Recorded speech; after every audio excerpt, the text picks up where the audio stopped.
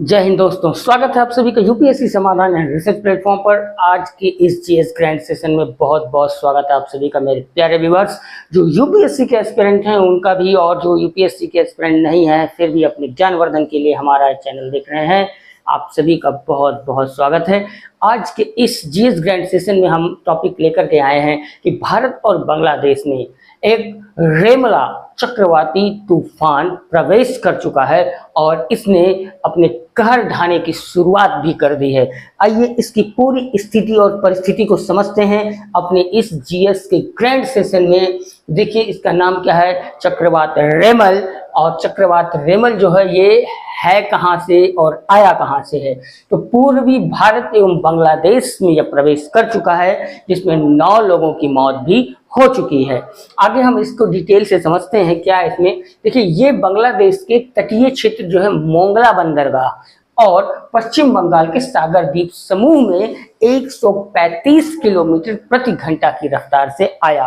कहाँ आया, तो ये आया बांग्लादेश के मोंगला बंदरगाह और पश्चिम बंगाल के सागर द्वीप समूह में। ये एक इंपॉर्टेंट क्वेश्चन आपके लिए बनता है कि मोंगला बंदरगाह और पश्चिम बंगाल के सागर द्वीप समूह में इसकी रफ्तार जान लीजिए 135 किलोमीटर प्रति घंटा और माइल में देखें तो 84 किलोमीटर प्रति घंटा।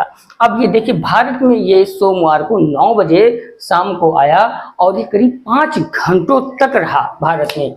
ये इस मानसून जो कि जून से सितंबर तक के जो मानसून सीजन होता है वह इस सीजन के पहले इस मानसून का ये उससे पहले आने वाला पहला चक्रवात है।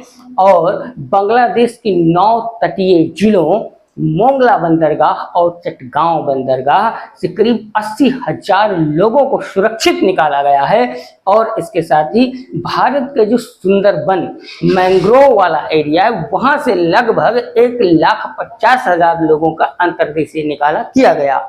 ये तूफान इतना हद तक खतरनाक है।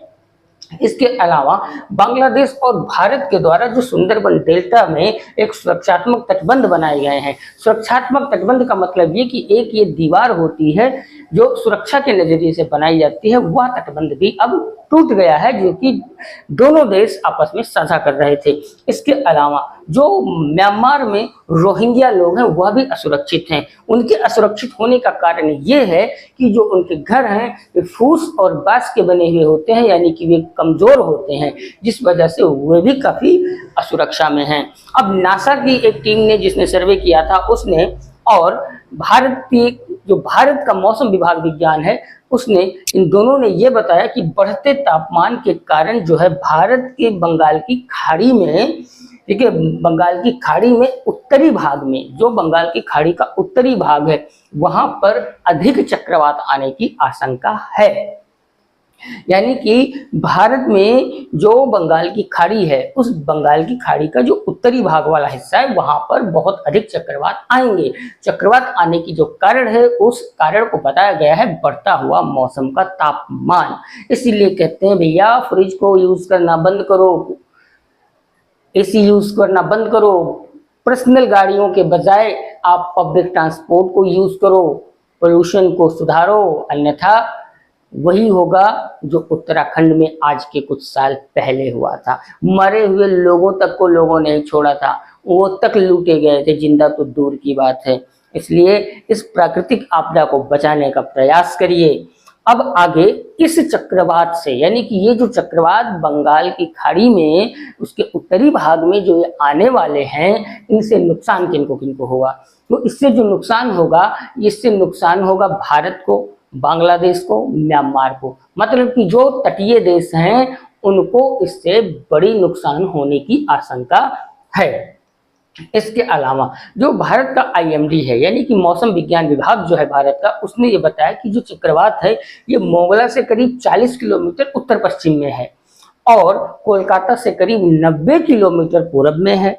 पश्चिम बंगाल के कैनिंग से भी ये 90 किलोमीटर उत्तर पूरब में है। और इसके अलावा जब ये चक्रवात आया है, यानी कि अब इसकी शुरुआत हो चुकी है, तो शुरुआत में तो यह बहुत ही तेजी से बढ़ेगा और बढ़ने की जो इसकी दिशा है वह दिशा क्या होगी, ये उत्तर और उत्तर पूर्व की ओर आगे बढ़ेगा बहुत ही तेजी के साथ। बाद में यह कमजोर होते हुए उत्तर पूर्व की ओर बढ़ते बढ़ते कमजोर होकर के टूट जाएगा। तो फिलहाल ये जो रेमल तूफान है, जो साइक्लोन है, यह साइक्लोन पूरी तरीके से नुकसानदायक है। नुकसानदायक क्यों है? क्योंकि आपको पता है प्राकृतिक आपदाएं कोई भी भले के लिए नहीं आती हैं। सारी प्राकृतिक आपदाएं सिर्फ और सिर्फ विपत्तियां खड़ी करने के लिए आती हैं। तो प्रकृति के संतुलन को बनाने में अपना पूरा सहयोग कीजिए, तापमान को कम करने का प्रयास कीजिए, तभी आप सुरक्षित रहेंगे। जब आपका वातावरण, आपका परिवेश, आपका पर्यावरण सुरक्षित रहेगा। इसलिए दोस्तों ध्यान रखें, ज़्यादा से ज़्यादा पेड़ लगाएं, वृक्ष लगाएं, कार्बन को कम करें, पर्यावरण के बैलेंस को अपने अनुसार बनाइए, अन्यथा प्राकृतिक आपदाओं के शिकार होना तय है। फिलहाल दोस्तों इस सेशन को यहीं पर विराम देते हुए आपसे हम मिलेंगे अपने नए अगले ग्रैंड जीएस सेशन में एक नए हॉट टॉपिक के साथ। तब तक आप व्यस्त रहें, मस्त रहें और आपकी पढ़ाई पूरी जोर शोर से चलती रहनी चाहिए जब तक यूपीएससी क्रैक ना कर लें। फिलहाल दोस्तों जय हिंद।